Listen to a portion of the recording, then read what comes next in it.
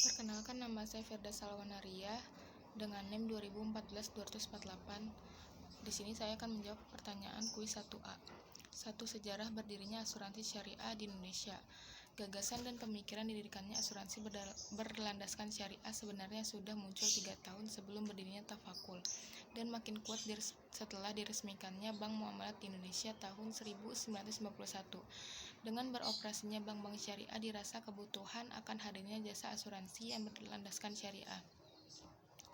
Berdasarkan pemikiran tersebut, Ikatan Cendekiawan Muslim se-Indonesia pada tanggal 27 Juli 1993 melalui Yayasan Abdi Bangsa bersama Bank Muamalat Indonesia dan perusahaan asuransi Tugu Mandiri sepakat memperkarsai pendirian asuransi Tafakul dengan menyusun tim pembentukan asuransi Tafakul Indonesia atau Tepati. Langkah awal yang dilakukan Tepati dalam membentuk asuransi yang berdasarkan syariah adalah melakukan studi banding ke Syarikat Tafakul Malaysia pada tanggal 7-10 September 1993. Hasil studi banding ini diseminarkan di Jakarta pada tanggal 19 Oktober 1993 yang merekomendasikan untuk segera dibentuk asuransi Tafakul. Akhirnya, tanggal 23 Agustus 1994, asuransi Tafakul Indonesia berdiri secara resmi. Tepati itulah yang kemudian menjadi perumus dan perealisir dari berdirinya asuransi syariah di Indonesia dengan mendirikan PT Asuransi Tafakul Keluarga yang berlandaskan syariah. Lalu untuk pertanyaan kedua yang tidak diperbolehkan oleh BPRS, yaitu menerima simpanan berupa giro dan ikut serta dalam modalitas pembayaran, melakukan kegiatan usaha dalam valuta asing kecuali penukaran uang asing dengan izin Bank Indonesia, lalu melakukan kegiatan usaha perasuransian kecuali sebagai agen pemasaran produk asuransi syariah, lalu melakukan penyertaan modal kecuali kepada lembaga yang dibentuk untuk menanggulangi kesulitan likuiditas Bank Pembiayaan Rakyat Syariah.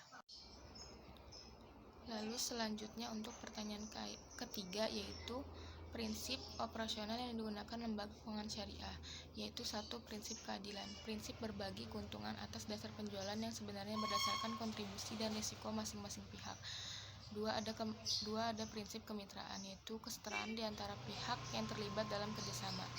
Posisi nasabah, investor atau penyimpanan dana dan penggunaan dana serta lembaga keuangan itu sendiri sejajar sebagai mitra usaha yang saling bersinergi untuk memperoleh keuntungan.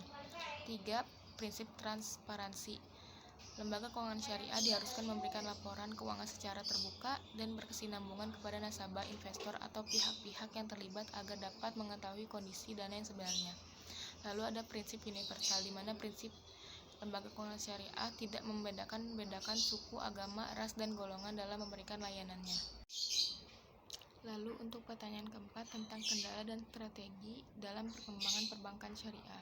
Kendala-kendala yang dihadapi oleh perbankan syariah antara lain yaitu market share yang tergolong rendah, lalu target permodalan yang terbatas serta terbatasnya kualitas sumber daya yang mumpuni, serta daya saing produk dan layanan keuangan perbankan syariah masih rendah dibandingkan bank konvensional, serta literasi tentang perbankan syariah di masyarakat sangatlah minim. Strategi-strategi yang bisa dilakukan yaitu upaya yang paling utama adalah melaksanakan edukasi kepada masyarakat tentang sistem perbankan syariah dan keunggulannya. Lalu bank syariah harus meningkatkan sumber daya insani yang berkualitas dan handal, karena eksistensi kualitas sumber daya insani sangat menentukan perkembangan perbankan syariah ke depannya. Lalu kita bisa mengembangkan produk-produk bank syariah sehingga menambah daya tarik terhadap masyarakat. Lalu perbankan syariah juga harus memperluas jaringan kantor agar dapat bisa diakses di seluruh daerah Indonesia. Serta perbankan syariah juga harus mengedepankan profesionalisme dan service excellence kepada nasabah. Sekian jawaban dari saya. Wassalamualaikum warahmatullahi wabarakatuh.